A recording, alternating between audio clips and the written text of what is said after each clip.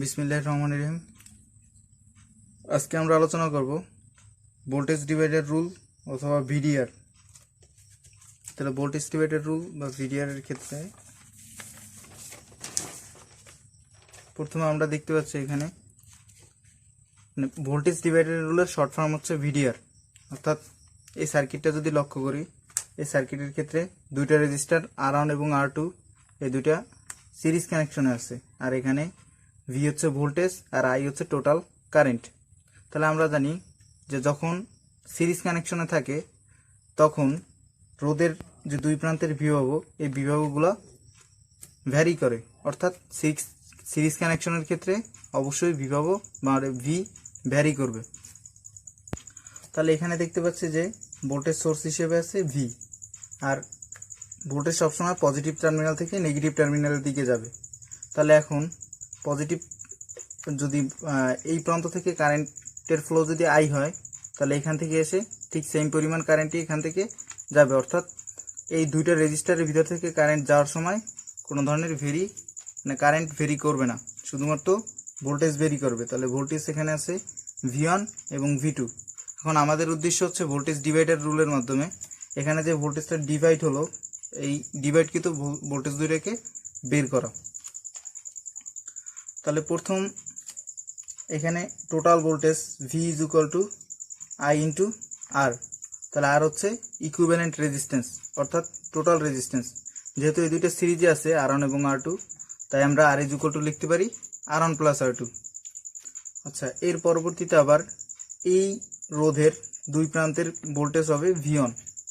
So V1 is equal two, যেহেতু এটা series কানেকশনে আছে সেহেতু কারেন্ট কোনো ভেরি করবে না, তার মানে কারেন্টটা সেম, তাহলে কারেন্ট এখানে থাকবে I। So V1 is equal to হবে I ইন্টু R1।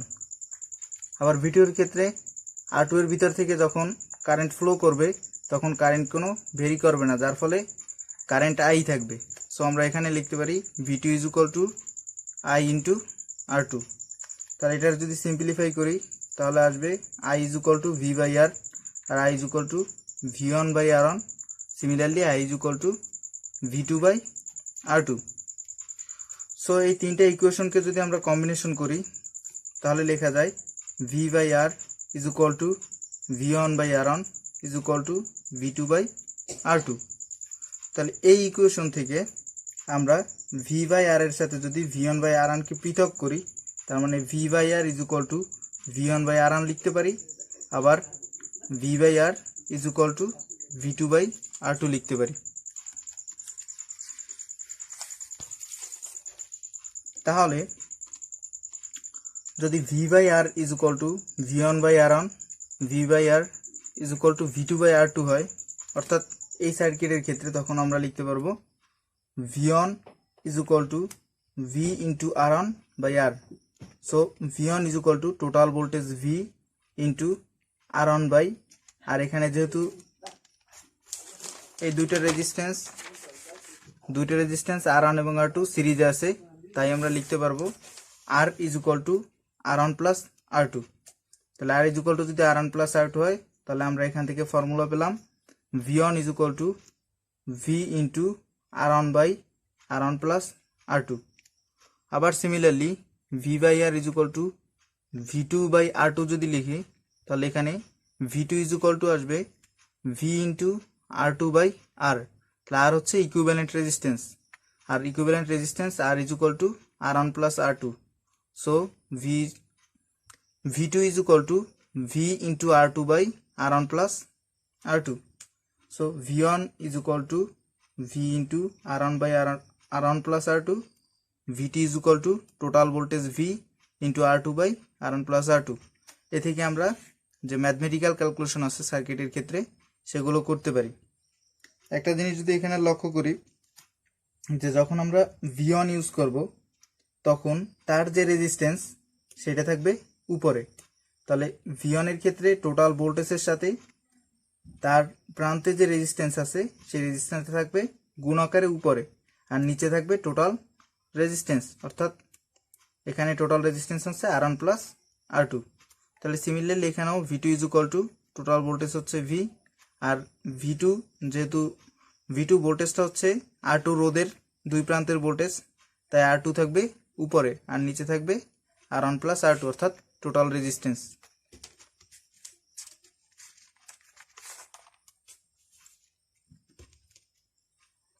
তাহলে এখন যদি আমরা একটা প্র্যাকটিক্যাল এক্সাম্পল খেয়াল করি, তাহলে এখানে একটা সার্কিট দেওয়া আছে। এই সার্কিটের ক্ষেত্রে ভোল্টেজ সোর্স হচ্ছে 5 ভোল্ট। তাহলে ভোল্টেজ সোর্স এখানে 5 ভোল্ট আর দুইটা রোধ সিরিজে কানেক্টেড আছে, একটা হচ্ছে 3 ওহম আর একটা হচ্ছে 9 ওহম। তাহলে 3 ওহম রোধের মানে R1 রোধের দুই প্রান্তের বিভব হচ্ছে V1 আর R2 রোধের দুই প্রান্তের বিভব হচ্ছে V2। তাহলে আমাদের ফাইন্ড করতে হবে V1 এবং V2। তাহলে V1 আর V2 ফাইন্ড করতে হলে যেহেতু দুইটা সিরিজে কানেক্টেড আছে, তাই আমরা ভোল্টেজ ডিভাইডার রুলটা ইউজ করতে পারি। তাহলে ভোল্টেজ ডিভাইডার রুল হচ্ছে এখানে V1 is equal to V into R1 by R1 plus R2। So মানগুলো যদি পুট করি, এখানে ভোল্টেজ হচ্ছে 5 ভোল্ট, R1 এর ভ্যালু হচ্ছে 3 ওহম আর R2 এর ভ্যালু হচ্ছে 9 ohm. So 5 into 3 by 3 plus 9 হবে, তার মানে 1.25 ভোল্ট। তাহলে V1 এর ভ্যালু পাবো 1.25 ভোল্ট। তাহলে সিমিলারলি V2 এর ভ্যালু আমরা ক্যালকুলেট করতে পারবো। তাহলে V2 ইজ ইকুয়াল টু হবে V into R2 by R1 plus R2, অর্থাৎ এখানে V হচ্ছে টোটাল ভোল্টেজ, সেটা হচ্ছে 5 ভোল্ট আর R2 হচ্ছে 9 ওহম রেজিস্ট্যান্স, তাহলে 9 বাই 3 প্লাস 9, সো 3.75 ভোল্ট হবে। তাহলে এখান থেকে আমরা V1 এবং V2 এর ভ্যালু সহজেই ফাইন্ড আউট করতে পারলাম। তাহলে এবার প্রবলেম 2 এর ক্ষেত্রে যদি খেয়াল করি, এখানে ছিল ভোল্টেজ সোর্স আর এখানে থাকবে কারেন্ট সোর্স। তাহলে এখানে যেহেতু কারেন্ট সোর্স আছে 10 এম্পিয়ার আর সিমিলারলি দুইটা রোধ R1 এবং R2 সিরিজে কানেক্টেড আছে, তাহলে R1 এর দুই প্রান্তের বিভব হচ্ছে V1, R2 এর দুই প্রান্তের বিভব হচ্ছে V2। তাহলে আমাদের এখানে ফাইন্ড করতে হবে V1 এবং V2। তাহলে V1 V2 ফাইন্ড করার জন্য আমাদের দরকার প্রথম টোটাল রেজিস্ট্যান্সটা, অর্থাৎ ইকুইভ্যালেন্ট রেজিস্ট্যান্স কত। তাহলে এখানে equivalent resistance R is equal to হবে R1 plus R2, because R1 এবং R2 এই দুইটা রেজিস্ট্যান্স সিরিজে কানেক্টেড আছে। So R is equal to R1 plus R2, that means 3 plus 9 is equal two 12 ohm. তাহলে এখানে যেহেতু আমরা টোটাল কারেন্ট I জানি, এখান থেকে আমরা ইকুইভ্যালেন্ট রেজিস্ট্যান্সও বের করলাম।